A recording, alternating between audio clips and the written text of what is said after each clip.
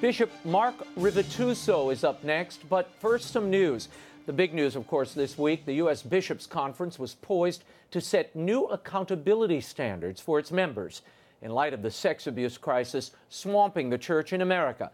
However, their vote was squashed in the 11th hour by the Vatican. Officially, the Vatican communique came as a request that the U.S. bishops table a fairly tame code of conduct until after the Vatican holds its February meeting on sex abuse with bishops from around the world. Cardinal Daniel DiNardo, president of the Bishops' Conference, responded to the surprise developments on Monday this way. We have accepted with disappointment this particular event that took place this morning. We have not lessened in any of our resolve for actions. We are going to work intensely on these items of action. Announced this week, Maltese Archbishop Charles Scicluna has been appointed the adjunct secretary of the Congregation for the Doctrine of Faith. He will head the Vatican's efforts to advance child protection. When the abuse crisis first erupted in the U.S. in 2002, the then CDF prefect, Cardinal Joseph Ratzinger, brought in Scicluna to work at his side as the chief prosecutor on such matters. During the next 10 years, Rome removed 3,000 clergy from ministry. But last year, Pope Francis fired the priests at the CDF prosecuting these cases and the prefect, Cardinal Gerhard Müller. Scicluna recently investigated abuse allegations in Chile, which led to the resignation of several bishops and the laicization of Chile's most notorious abuser. Joining us for an update of what's happening at the U.S. Bishops' Fall meeting in Baltimore is Auxiliary Bishop of St. Louis, Missouri, and member of the USCCB Committee on the Protection of Children and Young People, Bishop Mark Rivituso. Your Excellency, thank you for joining us. It's good to be with you and your reviewing audience today.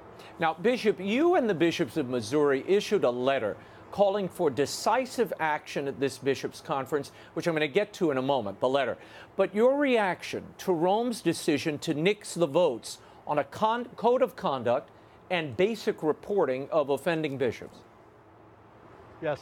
At first, I must say I was taken aback, a little frustrated that that action was done. But after a few moments of considering what the Holy Father was asking of us, I thought to myself, collective wisdom is always better than just our own wisdom. And I believe seeing the hopeful signs of really dealing with that issue, we need the help of the Holy Father, and we need to also be of service to him. The bishops of Missouri, Your Excellency, in a letter which you signed, wrote, "We fear these measures will not be enough in either substance or timeliness to meet the demand that this pastoral crisis presents. Given that the bishops as a group have no canonical authority to investigate or discipline a bishop, wasn't this meeting kind of oversold from the beginning?" Right. I believe that as we came together, we wanted to at least see next steps of what we could do. And I know as a body of bishops that we want to remind the Holy Father and all the church, especially those in the United States, that we want to address this issue. We've heard our people. We're very sensitive to the victims of sexual abuse by clergy. We want to be those shepherds that they're calling us to be. And I know we as a province of Missouri, that we Missouri bishops wanted to make sure that we not only are dealing with those that were going to be presented by the Conference of Bishops, but also to go farther than that, to show that we really want to address and truly put the victim first. Bishop, initially on your agenda at this meeting, there was that code of conduct, there was the reportage mechanism, how do you report abuse of a bishop? But in both of those areas, really, the Holy See has primacy there. Only the Pope can discipline or investigate a bishop. So the Apostolic Nuncio addressed the USCCB. He had this to say about bishops being in charge of policing themselves. Watch. We must show that we can solve problems rather than simply delegating them to others. Assistance is both welcome and necessary, and surely collaboration with the laity is essential. However, the responsibility as bishops of this Catholic Church is ours. So he's essentially saying the bishops will police themselves in the context of sex abuse. Does that fulfill the promise of transparency and accountability that you believe the laity is looking for? Yes. Well, I believe that we can fulfill, obviously, what the papal nuncio has asked of us by, first of all, we're not absolving ourselves of leadership. We can't turn this issue over to the laity and say, you deal with it. As a church, we need to deal with it as a church.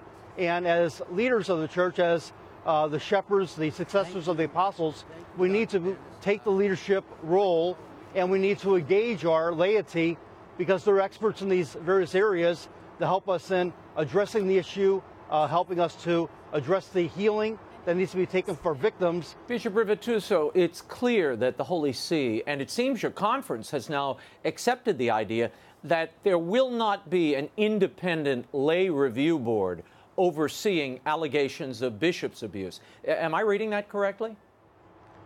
Well, I know that in trying to understand the position of the papal nuncio, we should respect him as a head of state, and I know that I want to not put him in a place where we are going outside of not working within the church structure. But I believe that there are some things in place that we can act upon, that this is not something that goes on deaf ears by the Church in the United States. We can work through our metropolitan sees, work with our archbishops, work with suffragans to address if there are any allegations against a particular bishop, that it would go through the proper channels to make sure that there is a process by which those who have been hurt by the church can be heard. I want to play something for you. This is the National Review Board chair, Francesco Cesario, and he pointed out that many in the hierarchy have yet to face consequences for their actions. Listen to this. In August, Archbishop Vigano released his testimony regarding the events surrounding the abuse committed by former Cardinal McCarrick. His testimony, along with other public reports containing additional allegations and settlements, seem to suggest that those at the highest levels of the hierarchy remain immune to the consequences of their actions that allowed abuse to occur. Archbishop Vigano's allegations must be addressed. No stone must remain unturned. Such an investigation by a lay body must be independent if its findings are to have credibility among the faithful and society in general. Your Excellency, your thoughts. Why hasn't the Holy See signed off on an apostolic investigation of McCarrick and the Vigano testimony? At least my understanding of this right now is that I know there is an investigation going on, and there are investigations going on in the diocese that Archbishop McCarrick served, as well as we have heard that the Vatican is also doing their preliminary investigations as well.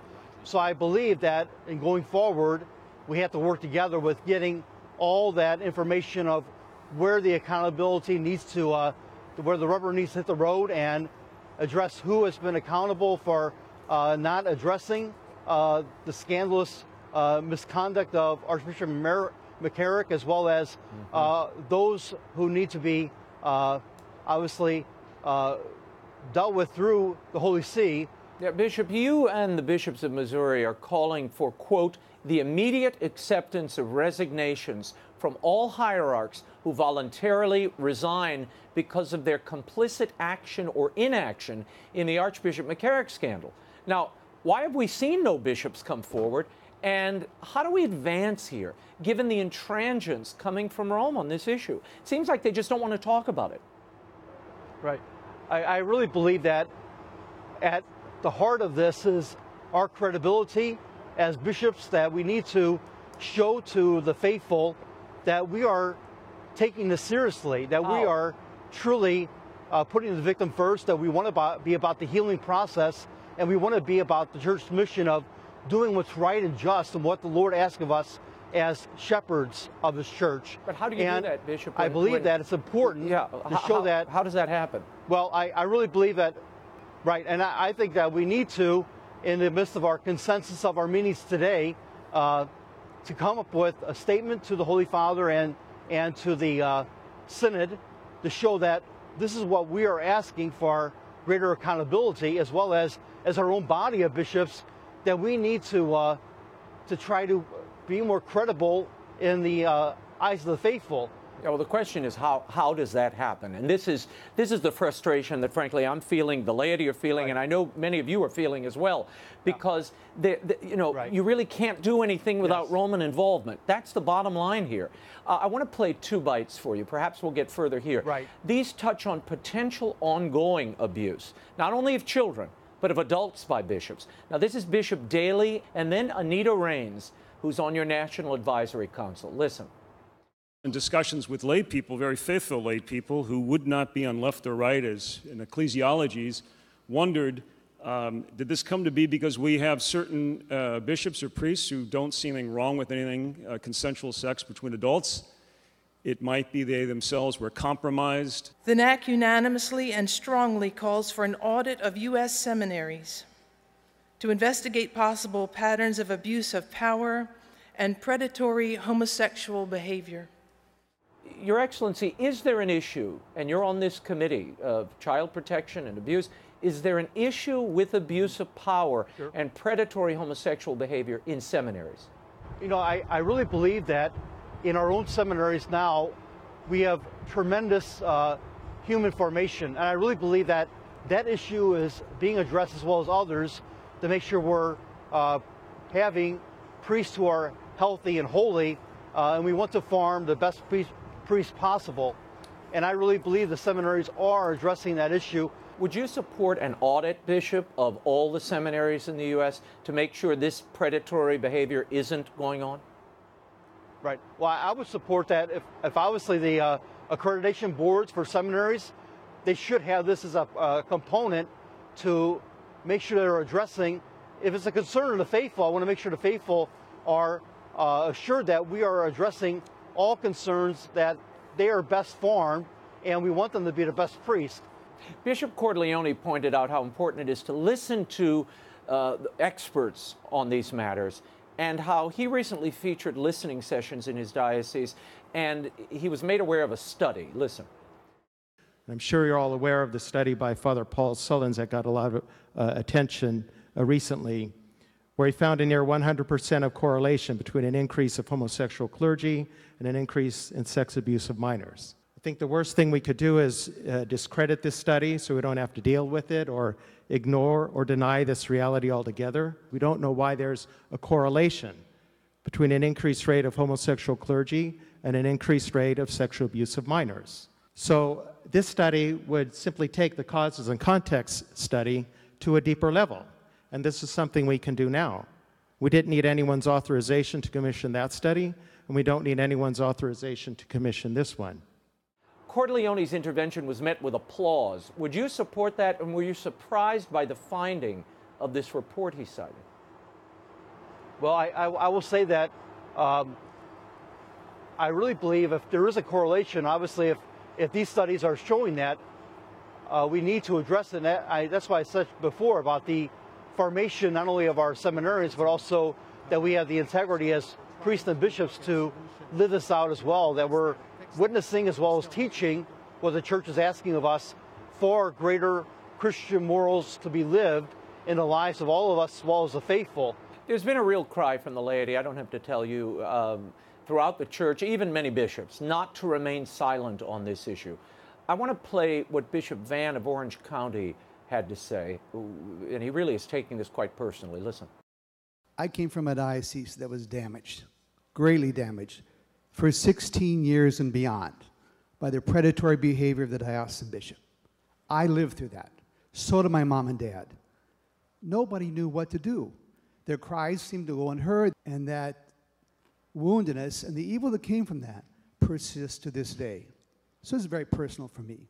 So we have to really give a clear response to this, how important this is for us as bishops of the United States, so we can make our voice heard and there be no silence. Your Excellency, you serve on the USCCB Committee for the Protection of Children and Young People. What do you want to see Rome do in February, and how do you break this silence?